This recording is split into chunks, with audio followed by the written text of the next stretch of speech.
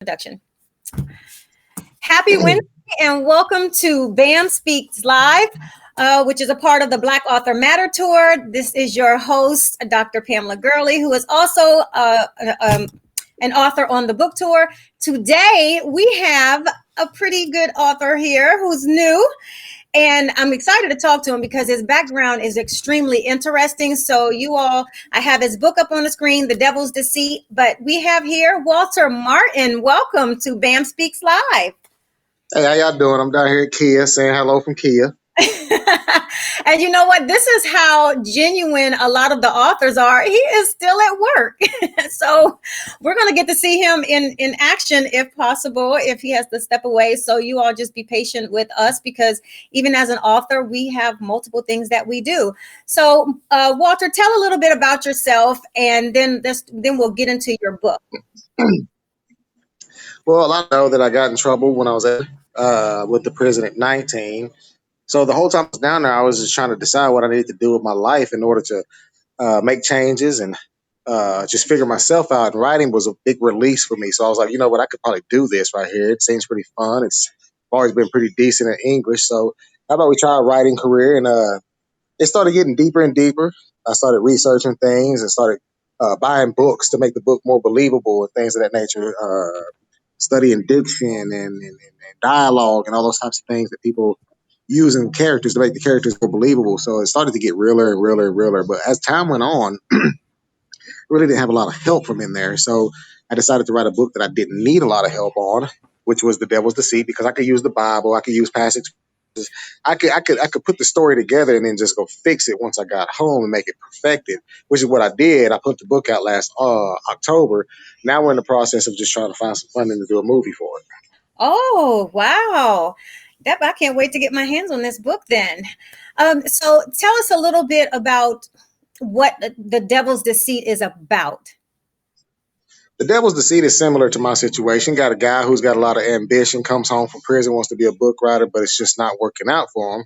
So he's staying with the mother of his child under the roof of her mother. So it's a whole bunch of people in the house with the kids and things of that nature. His daughter doesn't barely know him. He's trying to live a good Christian life or whatnot, but things just seem to go bad. So here comes the devil. And he says, hey, man, if you put all that stuff to the side, I'll give you everything you've been chasing right now. You can forget about God. Well, the character goes through a few things and sees that his life really isn't so great. And he starts to believe everything the devil's telling him. And then he ends up in a situation where it's really life or death. And the devil saves him from that and lets him know, hey, man, God was going to leave you hanging. I was going to save your life. So what do you want to do? And the character finally decides to change his life and go with the devil. But that's when everybody say hello to Jason. This is my manager. This is what we do. We write books and we still come to work and get our job. That's right. That's what we do. I'm doing 2 jobs right now, Pam. I'm sorry about that. No, Are they over there filling out some information? I'm checking on that. Okay. What Jake? Come back there. I didn't see. I thought he went out the front. Yeah, man. Hey, listen, for all you aspiring authors, you got to work to get where you got to get. You don't have to work. You don't have to do everything. It's going to take 2 things to make one thing happen, That's correct. You're absolutely right. But go ahead about the book and the Yes. So the character, he's living with the mother. He ends up in a life or death situation. He sells his soul to the devil.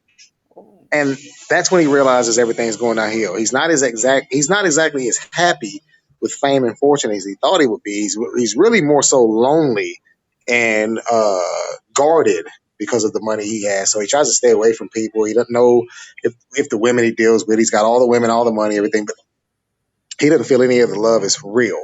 None of the friendships are real. So that's when his mind is just like, I don't know if I really want this. And the devil's always reminding me, you can give it up at any time if you want to. I don't care what you do, but you're going to lose everything. So these threats are always in the back of his mind. But at the end of the book, it comes to a head between the 2 of them. And he's going to have to make a decision whether he's going to stay with the devil or go back to God. But that's going to come with consequences if he does leave the devil. So, it's got action, it's got drama, it's got a little bit of controversy, it's got a lot of verses in there that people go back and forth. He and the character, the devil and the character go back and forth over various scriptures. I won't really get into the scripture part of it right now. I think once people start to crack it open and see it, it's scriptures with references to the actual verses and chapters. It's well researched because I knew with a book with a subject as this one is, that people would be offended, they'd be rubbed the wrong way, and I knew that they would come for me and say this or that, this and that, but I'd have to be fully backed up with what I wrote. So it's well researched, it's done, and it makes people ask the questions: what would I do if the devil came to me with this offer and my life was in shambles and well? It makes you ask that question, because the devil comes to him as a friend and not an enemy. Mm-hmm. So Wow. that's the whole devil. That's the reason I came up with the whole name of the book, The Devil's Deceit, because it's what it's about, deceiving. Yeah. Wow, that's heavy. That's a very heavy book. And so let me ask you this. What inspired you while you were in prison to start this journey? To not be a loser when I came home. Oh. To be fully honest with you, I didn't want to wear that title when I left this earth of somebody who just went to prison, did nothing with himself, came home, did even more nothing with himself. And I just wanted to change my life. So I felt like writing was something that gave me a chance to do that. What was the process like for you? I know you said that there was an extensive amount of research and all of those things. So what was that process? What was the process going through all of that? Because you started writing while you were in jail or out after you got out? Actually, when I got in trouble when I was 18, but I got out. So I was hanging out with a friend of mine, and I told him I'd come up with an idea for a book. Mm-hmm. Didn't write it though. So 3 months later, I was back in jail, and I actually wrote the story because I had plenty of time to sit down and do it. So I started writing. I started getting better. I'd let people read it, and it was just a jumble of words. Admittedly, it was a jumble of words thrown together, but I was getting stuff on paper and getting it done, which is most important. You can write a story and come back and revamp it after you're done. The most important part is start and finish. If you start and finish your project, we can fix it. Mm-hmm. Don't worry about that. We can go back in and fix that. But I started and finished a lot of novels, but of course I didn't have any help on the street. So therefore I just said, you know what, it's going to happen when I get home, but I got to come home with something that's going to give me a chance to take right on off. I didn't need a lot of help for, and that's why that book came, because I just basically used my Bible uh, and creativity to come up with the story and make it work. So I had read that you had did an extensive amount of writing before and you threw it out. I did. I actually did. I actually threw all my writing away because I was so discouraged with family and friends. All I wanted to do was just get a little bit of help from people. And I understand from coming home now that, people, it's about time. It's about people prioritizing and things like that. But at the time, that's what the devil will do to you. He'll play with your head. And he did that to my character in the book. Oh, your family don't love you. Your friends don't love you. You might as well hang out with me because I'm the only one that loves you. Nobody's going to do you as good as I do. It's just being the devil himself, the deceiver and things of that nature. That's just how that goes. So I felt that. That's why I put it in the book. I felt that this discouragement, that feeling of no one wants you, no one cares. And if you allow the devil to play in your head like that, then he'll get you. He'll tempt you with various things and try to find out what's going to make you tick. In this case, in my story, that worked on my character enough. He got into his head. He was able to get into his head and convince him that the only person that would ever help him was him, the devil. And once people start feeling discouraged like that, that's when you see people start turning away from their faith and all kind of things. And that's basically what this whole entire book is about: losing faith in the moment of truth when you have to say, "Hey, I can either push through this or I can give up and take the easy road." And that's basically what this whole entire book is about. This man makes a mistake and takes the easiest road, the path of least resistance with the devil, and it bites him. Mm-hmm. And it bites him pretty hard. You won't see the ending coming at all. Yeah, everybody who's read it is like, I didn't see that part coming, and some of them were mad at me, like, "Oh, you went a little too much at the end." That's, but It's never too yeah, much. It's never too much. I think impactful endings are much more long lasting. it's long lasting and it's more believable because everything's not peaches and cream at the end. But there is a part 2 and 3 to the book. Part 2 is a Q&A book with all the scriptures and things that we have in there. We're going to get us a couple pastors to come together on the book, and we're going to do a Q&A with them. Like, okay, when the devil tells him in my book that he can go back to heaven at any time he wants to, we're going to discuss that as well. All those things are in. It's a lot of the book. Once you get your hands on the book and read it, I think from a psychological point, you're going to love it. It makes people ask questions. And you being an educated doctor yourself, I'm pretty sure that you're one to ask questions. Never just believe the first result. So, I mean, that's what I'm pushing with. I think we're going to do numbers with it. So let me ask you this: when you, after you threw out your a large party of body of your work, when you came back to write, were you able to pretty much remember everything that you had threw out, or did you have any regret? Was there I threw out, I threw anger? out, I threw out other books. I didn't throw out this one. I threw out three other books completely. Two murder mysteries and a suspense novel, and I think it was a child novel as well. I threw them all away, and I just sat down in my room one day after cleaning. I sat down and looked at my Bible, and the Bible, it seemed like it was talking to me, just saying, "Hey, write this story right here, Mhm. and this will change your life. Don't worry about it. You can write the other ones on the back end, but I want this one done."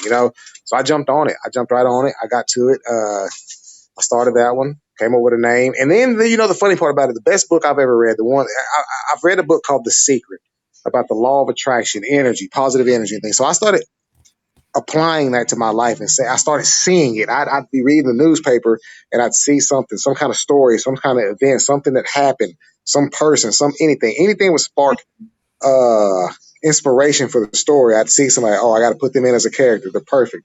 This situation, oh, okay, I got to add that. I got to talk to this. And it seemed like the book almost wrote itself.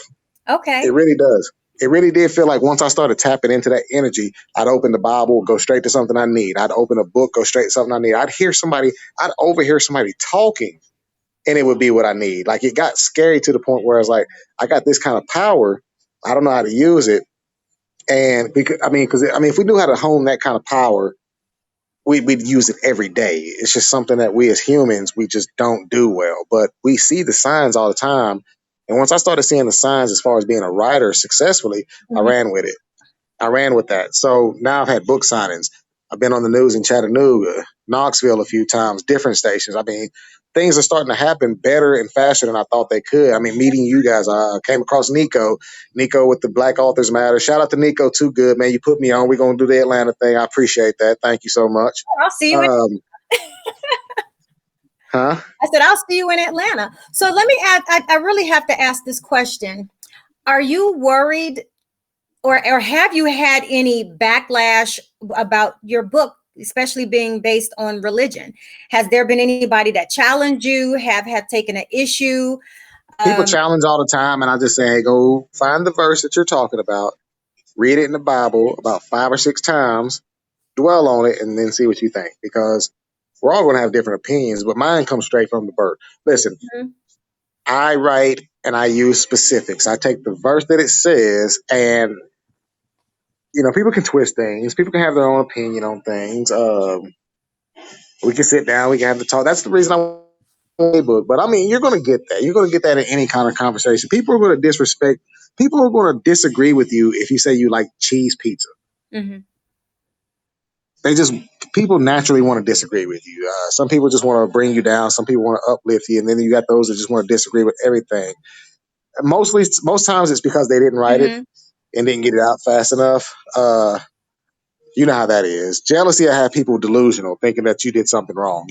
And I'm so happy to hear you're standing by your book. I mean, and when people challenge you, sometimes that's the best thing. You've written something good when someone wants to challenge you on it. I get it all the Yeah. time. I get it all the time. People say, "Well, this and that, this and that. You should believe this." Well, I don't believe it because of the experiences I have and the knowledge, wisdom, and understanding that I have of the situation. We don't have to all see the situation. I mean, when you look at Christian America and around the world, I mean, within the Christian family alone, you have so many different factions. Mhm. So apparently, they can't get it all agreed upon either. So why should I have to be in agreement with one certain group? So what do you want people to take away from your book as they read it? Because I know because I don't it's what nonfiction, fiction, it's a story. I know parts of it comes from your perspective of things and I guess your life. This story is about triumphing, overcoming, and watching out for the tricks of life that seem like they're so good. The devil's biggest trick is to make it feel like he's your friend. That Mm. means he's using pleasure of the eye, pleasure of the touch, whatever feels good to you at the moment. That's what he's trying to pull you into. He'll throw these pleasures at you daily. Oh, you like that? Here, you want some more? Here, I'll take you a little more. Push you to the edge just before you could jump. You're the jumper, but he'll give you a little nudge, you know? Yeah, I think this is really great. So where can people purchase your book from? Amazon.com. It's all over the place. And you're going to be a part of the Black Authors Matter tour, which is the BAM tour. Which cities will you be hitting? Oh man, I believe it's Los Angeles, Chicago, Detroit, Atlanta, St. Louis, man, DC. Oh man, all these chocolate cities, huh? Yes. And so, when people come to purchase your book, would they get signatures? Do they get the dialogue? What do you bring? Well, I have books coming, and I'll definitely be taking 20 to 50 books Okay. everywhere I go. So when people come, I'll sign them. We'll have a discussion, you know what I'm saying? Maybe even talk about some excerpts, read a little bit or whatever. Just, whatever the people want, man. It's entertaining. We're here to give them a good read and, keep them entertained. Well, I know you're at work, Walter, so I'm not going to hold you much longer. I sincerely appreciate you, stopping by and just making time to be a part of BAM Speaks Live. I think it's so important that we want to highlight every author that's going to be on the BAM tour, and you are going to be one of them. Y'all check him out. Make sure if you come and see a lot of these powerful Black authors that will be on this book tour, the tickets are on Eventbrite. Get connected to the BAM tour, the Black Author Matter tour page on Facebook, also on Instagram at BAM tour, the BAM tour on Instagram. And of course, you can get your tickets from Eventbrite. Thank you again so much, Walter, for stopping by. And everybody, log on to Amazon and get your book. Is it a physical book or an ebook? Physical. It's a physical book. And then I'm making y'all work for your education this go around. You ain't no listening. But no, buy it now, and then you don't have to worry about him running out of books during the book fair. So get your books now, and then bring it to have it to have it signed by Walter himself. Thank you again, and I will see you in Atlanta. Atlanta, here we come. Thank you so much. You're very welcome. Have a good evening. Absolutely. Take care. Okay. Bye-bye.